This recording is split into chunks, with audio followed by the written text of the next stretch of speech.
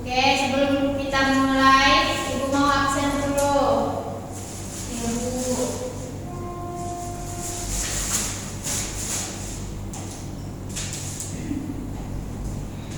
Pira.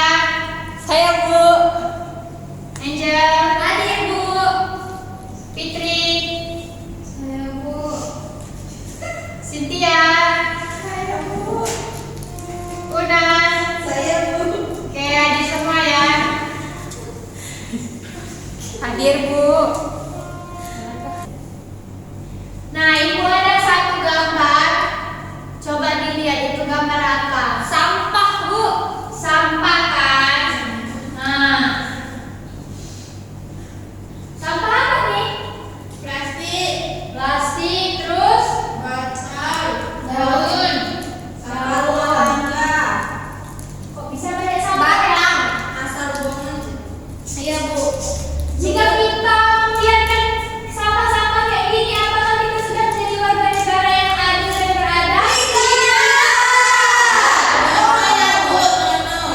Terus kemana pergi air hujan jika permukaan sungai tertutup sampah seperti ini? Nggak mengalir lah dia ya kan? Iya, Bu. Nah, jadi tujuan pembelajaran kita hari ini kelas 4 pelajaran pendidikan Pancasila, yaitu melalui pengamatan gambar lingkungan kalian dapat mengidentifikasi 3 contoh perilaku sesuai sila Pancasila dalam menjaga lingkungan dengan benar.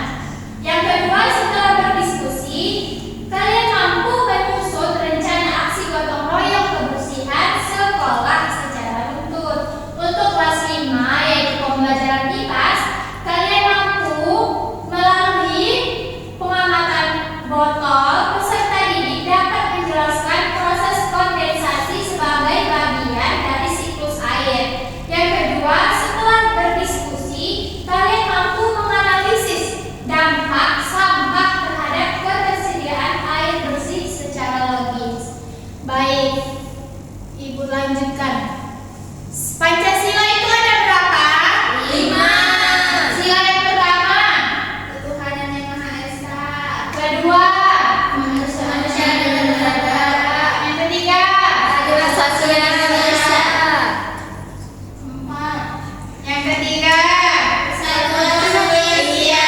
Persatuan Indonesia. Yang keempat. Kerakyatan yang dipimpin oleh hikmat kebijaksanaan dalam permusyawaratan kebangsaan. Yang kelima.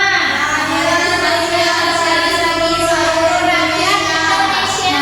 Ibu, di sini ada contoh dari Pancasila, sila kedua dan sila kelima yang berbunyi. Sila kedua itu kemanusiaan yang adil dan beradab. Beradab itu artinya memiliki sopan santun, memiliki budi pekerti. Salah satunya tidak menyakiti alam. Menyakiti alam itu contohnya apa? Buang sampah. Buang sampah. Terus menebang pohon. Terus ada contoh Ibu ambil di sila kelima yang berbunyi keadilan sosial bagi seluruh rakyat Indonesia. Apa artinya? Semua orang itu siapa aja? Kita Masyarakat, kita sebagai masyarakat berhak mendapatkan lingkungan yang bersih. Jika kita membuang sampah sembarangan, apa dampaknya? Banjir, lingkungan kotor, bau.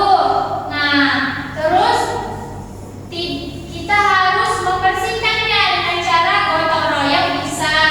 Itu adalah kunci utama menciptakan keadilan lingkungan. Selanjutnya,